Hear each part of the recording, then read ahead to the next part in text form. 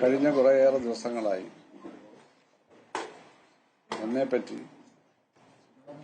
പല വിധത്തിലുള്ള റിപ്പോർട്ടുകൾ മാധ്യമങ്ങളിലെല്ലാം വന്നുകൊണ്ടിരിക്കുകയാണ്. പ്രിന്റ് മീഡിയയിലും വരുന്നുണ്ടായിരുന്നു, ഇലക്ട്രോണിക് മീഡിയയിലാണ് കൂടുതലായിട്ട് വന്നുകൊണ്ടിരുന്നത്. ഞാൻ പറയാത്ത കാര്യങ്ങളും പലരും കൊടുത്തു, ഞാൻ അറിയാത്ത കാര്യങ്ങളും പ്രചരിപ്പിക്കപ്പെട്ടിട്ടുണ്ട്. ഞാൻ ഒരു മാധ്യമത്തോടും ഞാൻ മത്സരിക്കുന്നുവെന്ന് ഇതിന് തൊട്ടു മുമ്പ് വരെ പറഞ്ഞിട്ടില്ല. ഒരു രാഷ്ട്രീയ നേതാവിനോടും ഒരു രാഷ്ട്രീയ പ്രവർത്തകരോടും ഞാൻ മത്സരിക്കുന്നതായി അറിയിച്ചിട്ടില്ല.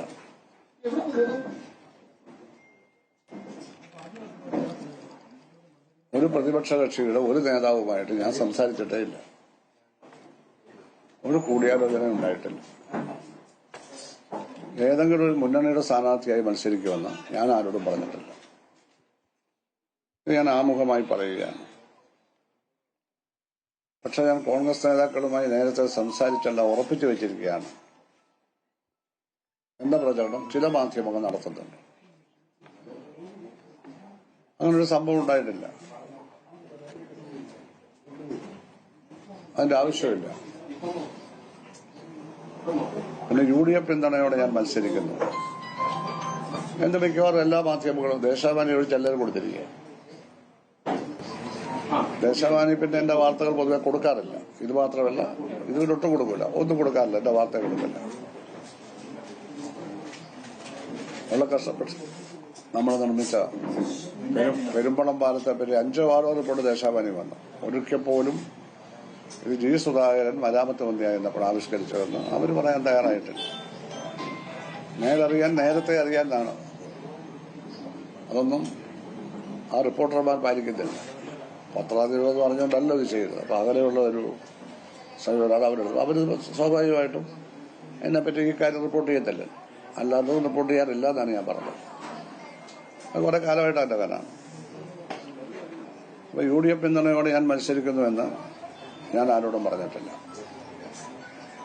അങ്ങനെ പറയാൻ ഉദ്ദേശിക്കുന്നുമില്ല. പിന്നെ പാർട്ടി നേതാക്കൾ ദൌത്യവുമായി വരുന്നു എന്നുള്ളതാണ് മറ്റൊരു പ്രചാരണം.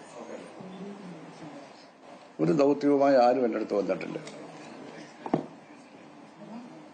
ബേബി MA ബേബി എന്നോട് ടെലിഫോണിൽ സംസാരിച്ചിട്ടുണ്ട്. ഇന്നലെയാണ് സംസാരിച്ചത്. അതിന് മുമ്പ് സംസാരിച്ചാലും ഇന്നലെയാണ് സംസാരിച്ചത്. ഇവിടെ അദ്ദേഹം ഭാര്യ ഇവിടെ വന്ന് ഊണം കഴിച്ചിട്ട് പോയി. എന്നാലും ഒന്നും ഞങ്ങളിതൊന്നും സംസാരിച്ചില്ല. ഇന്നലെ ടെലിഫോണിൽ സംസാരിച്ചു ഡൽഹിയിൽ. അത് കഴിഞ്ഞാണ് നാസറുടെ നേതൃത്വത്തിൽ സുജാതയടക്കം അവരൊരു 10-12 സെക്രട്ടേറിയറ്റ് മെമ്പർമാരും ചന്ദ്രബാബു സ്റ്റേറ്റ് കമ്മിറ്റി മെമ്പർമാരും വന്നത്. അതിനു മുമ്പ് ഒരാഴ്ച മുമ്പായിരിക്കണം സുജാതയും ഹരിശങ്കറും വന്നു. സുജാത എന്റെ ബന്ധുവാണ്, ഹരിശങ്കർ എന്റെ അനന്തരവരുടെ ഭർത്താവാണ്. അവർ രണ്ടും ഇവിടെ വന്നിരുന്നു. ഹരിശങ്കർ ഒന്നും സംസാരിച്ചില്ല. സുജാത രാഷ്ട്രീയ കാര്യങ്ങളൊക്കെ സംസാരിച്ചു, അവർ പോവുകയും ചെയ്തു. വേറെ ആരും എന്റെ അടുത്ത് വന്നിട്ടില്ല. ഇതെല്ലാം ഈ അടുത്ത ദിവസങ്ങളിലുള്ള കാര്യമാണ്. അപ്പോ ഇതെല്ലാം പ്രചരണങ്ങളാണെന്ന് ഞാൻ പറയുകയാണ്. ഒരു ദൌത്യവുമായി ആരും വന്നിട്ടില്ല. ദൌത്യവുമായി വരേണ്ടതായ സാഹചര്യങ്ങളില്ല. ഞാൻ നേരത്തെ തന്നെ അറിയിച്ചു, 63 വർഷം മുമ്പ് ഹൈസ്കൂളിൽ പഠിക്കുമ്പോൾ പാർട്ടി മെമ്പറായതാണ് 15-ാമത്തെ വയസ്സ്.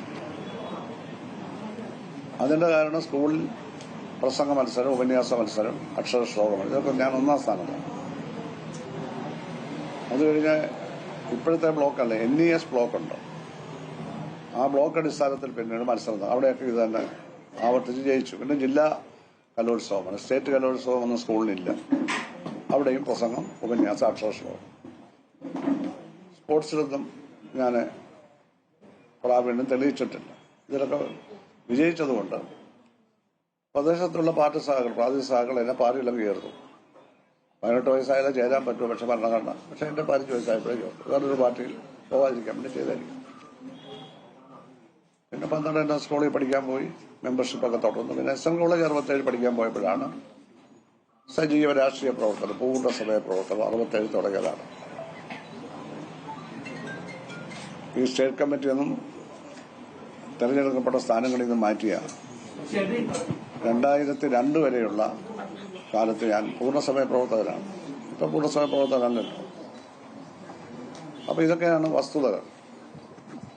ഈ വസ്തുതകൾ ചരിത്രപരമായി കൂട്ടി വായിക്കുന്നതിന് പകരം ചില വസ്തുതകൾ പറയുകയും ചിലത് പറയാതിരിക്കുകയും ചെയ്യുന്ന ആ രീതി കൊണ്ട് കുറെ പേരൊക്കെ തെറ്റായ ധാരണകളിലെത്തും. പക്ഷെ അറിയാവുന്നവർക്കാർക്കും ആ ധാരണ തെറ്റായ ധാരണ ഉണ്ടാവില്ല. ആരും നിർബന്ധിച്ചല്ല പാർട്ടി ചേർത്തത്.